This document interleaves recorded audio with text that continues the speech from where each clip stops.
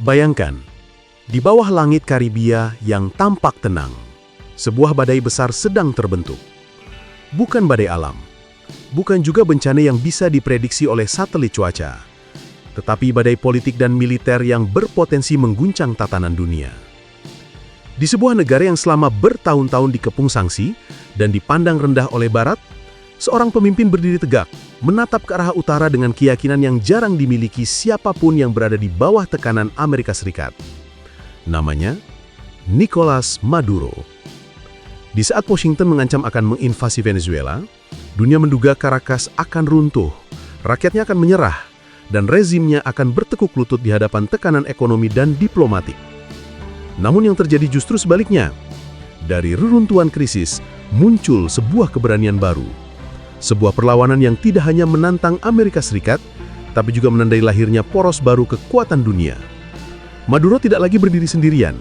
Di belakangnya berdiri tiga raksasa, Rusia, China, dan Iran. Tiga negara yang juga merasakan pahitnya sanksi dan tekanan dari Washington, kini bersatu membentuk tameng yang melindungi Venezuela dari isolasi global. Apa yang dulu hanya dianggap sebagai negara kecil di Amerika Latin, kini menjadi pion penting dalam permainan besar geopolitik dunia. Pertanyaannya, apakah Venezuela hanya pion? Ataukah ia sebenarnya batu pertama dari runtuhnya hegemoni Amerika Serikat? Di tengah sanksi yang menghancurkan ekonominya, di saat dunia menutup pintu perdagangan, Venezuela justru menemukan sekutu yang membuka gerbang baru menuju dunia multipolar. Negara ini mulai memainkan peran yang tak pernah dibayangkan sebelumnya. Peran sebagai jembatan bagi kekuatan timur untuk masuk ke halaman belakang Amerika. Rusia menjadi tameng militernya, China menjadi mesinnya, dan Iran menjadi otot perlawanan yang membuat Caracas berani melawan. Di balik semua itu tersimpan cerita panjang tentang kebangkitan, strategi, dan ambisi yang jauh lebih besar dari sekedar pertahanan diri. Mari kita mulai dari Rusia. Negara yang selama 20 tahun menjadi musuh utama Amerika Serikat itu kini hadir di Karibia, di wilayah yang dulu dianggap milik eksklusif Washington. Sejak 2018, hubungan Caracas dan Moskow berubah menjadi aliansi strategis. Ketika dua pesawat pengebom strategis Tu-160 Blackjack mendarat di Bandara Caracas, dunia menahan napas. Itu bukan sekedar kunjungan, bukan pula latihan biasa. Itu adalah pesan keras yang dikirim langsung ke Pentagon. Venezuela tidak sendirian. Bagi Rusia, langkah ini memiliki makna simbolis dan strategis. Mereka tahu, untuk menandingi pengaruh Amerika di Ukraina dan Eropa Timur, mereka harus menanam pijakan di belahan dunia lain. Dan Venezuela adalah lokasi yang perfect. Di sanalah, di tanah yang kaya minyak dan bersejarah sebagai kubu anti-imperialisme, Moskow membangun fondasi kekuatannya. Latihan udara gabungan, pelatihan militer hingga pengiriman sistem pertahanan udara menjadi pemandangan yang kini tak lagi asing di Caracas. Menteri Pertahanan Venezuela, Vladimir Padrino, menyebut langkah itu sebagai kesiapan pertahanan maksimal. Sebuah kalimat yang terdengar sederhana, namun mengandung makna geopolitik yang dalam. Venezuela kini bukan lagi negara yang bisa disentuh begitu saja oleh kekuatan asing. Rusia tak hanya mengirim senjata, tetapi juga ilmu dan teknologi militer. Di Maracay, berdiri pabrik baru yang memproduksi senapan serbu Kalashnikov. Proyek yang sempat tertunda sejak era Hugo Chavez kini hidup kembali dengan bantuan Moskow. Dengan kapasitas hingga 70 juta peluru per tahun, Venezuela menjadi satu-satunya negara di benua Amerika yang memiliki rantai produksi senjata Rusia secara lengkap. Bagi Kremlin, ini bukan semata bisnis. Ini adalah strategi. Sebuah bentuk hadiran militer dan industri yang menegaskan, Amerika bukanlah satu-satunya kekuatan di belahan barat. Dan bagi Maduro, keberadaan Rusia di sisi Venezuela adalah jaminan bahwa negaranya tidak akan jatuh seperti Irak atau Libya. Ia tahu betul, dunia hanya menghormati negara yang memiliki sekutu kuat, dan kini ia memiliki salah satu yang terkuat. Namun cerita ini tidak berhenti di Moskow. Di balik kekuatan militer, Venezuela juga membutuhkan mesin ekonomi untuk bertahan, dan di sanalah China masuk ke dalam panggung.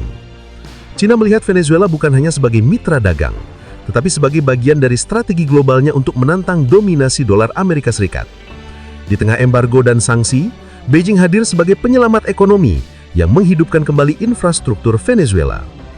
Sejak 2017, kerjasama keduanya tumbuh pesat.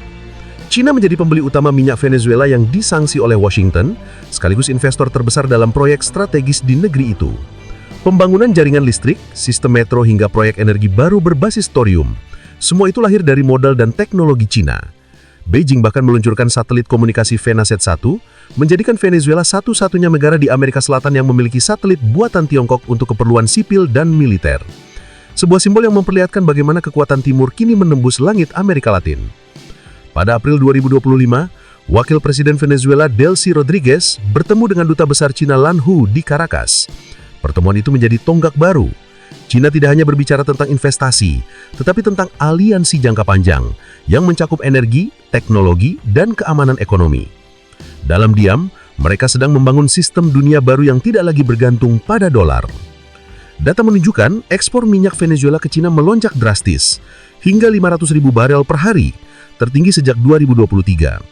Transaksi dilakukan melalui jalur perantara, kapal berganti bendera, dan pembayaran dilakukan di luar sistem dolar. Dunia finansial menyebutnya shadow trade, tapi bagi Venezuela, inilah bentuk perlawanan terhadap dominasi ekonomi Amerika Serikat. Cina tahu bahwa kekuatan sejati tidak hanya datang dari tank dan risal, tetapi dari kendali atas arus energi dan mata uang global. Dan Venezuela dengan cadangan minyak terbesarnya di dunia adalah kunci dari strategi itu.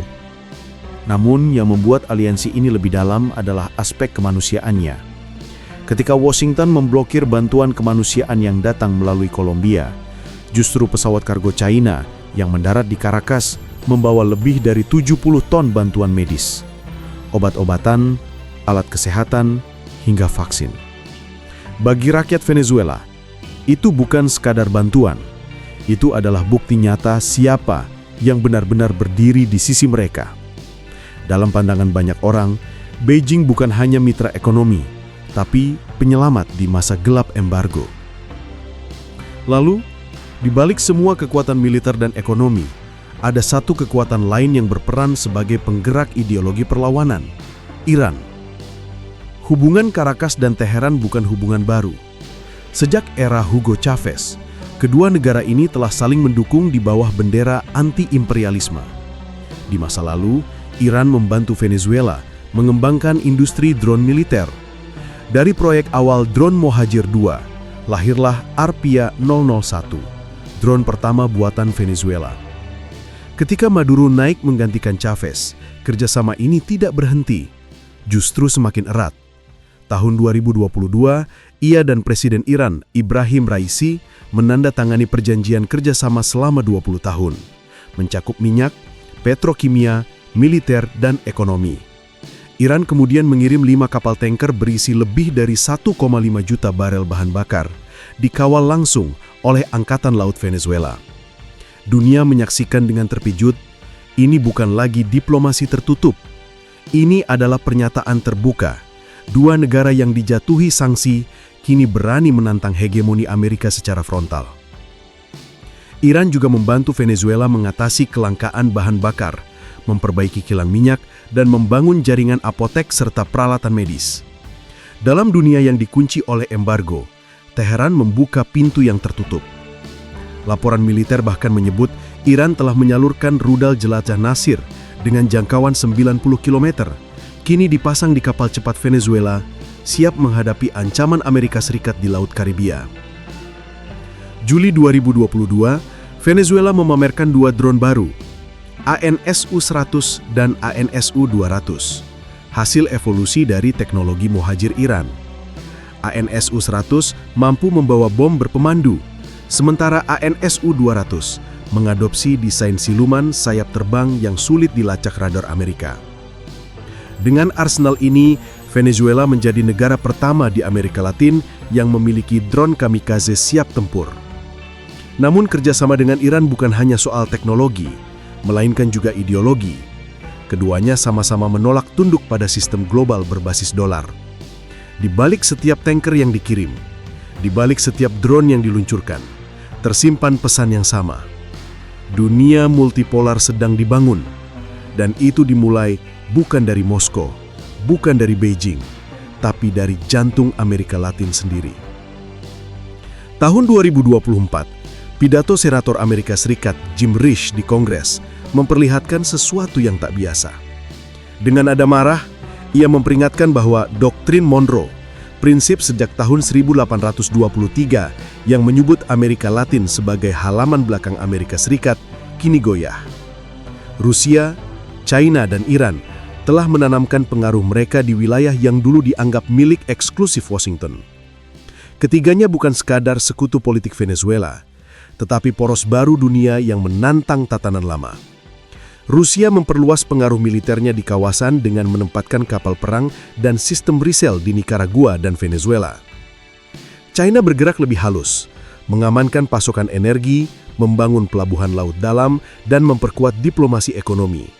Sementara Iran memperluas jaringannya melalui program teknis, bantuan dan proyek minyak, sambil memperkenalkan ideologi perlawanan terhadap Barat. Dalam diam, dunia berubah. Venezuela bukan lagi negara kecil di peta geopolitik dunia. Ia menjadi titik api dalam konflik tak kasat mata antara kekuatan lama dan kekuatan baru.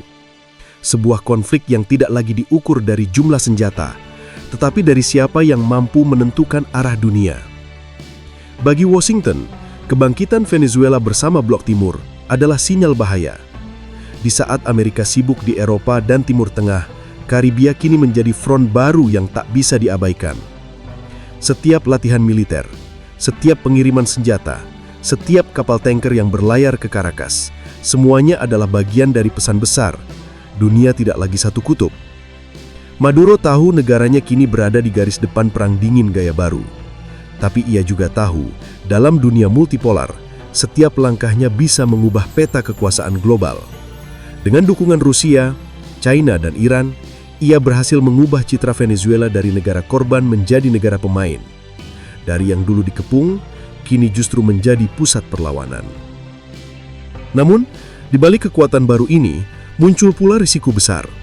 Dunia multipolar tidak selalu berarti dunia yang damai. Justru sebaliknya, ia membuka ruang untuk persaingan tanpa batas. Ketika satu kekuatan bangkit, kekuatan lain merasa terancam. Ketika satu negara menantang, negara lain bersiap membalas. Apakah dunia siap dengan tatanan baru ini? Ataukah kita sedang menyaksikan babak pembuka dari perang dingin baru yang jauh lebih berbahaya daripada sebelumnya?